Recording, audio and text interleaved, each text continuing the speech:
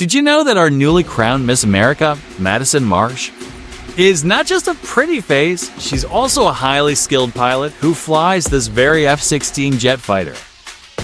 But how did Miss America end up in the cockpit of a fighter jet? Let's dive into Madison's inspiring journey.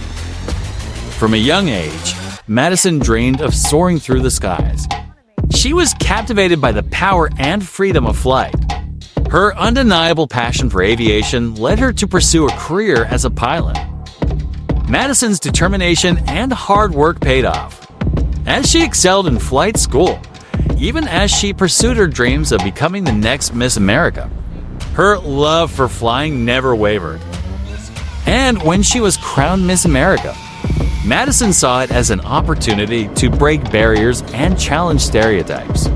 She wanted to show the world that beauty and brains can coexist, and that a woman can be just as skilled in the skies as on the stage. Today, Madison continues to inspire millions as she effortlessly transitions between her roles.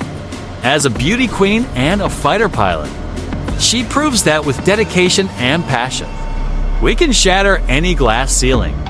So next time you see Miss America soaring through the sky in an F-16, remember the incredible journey she's had.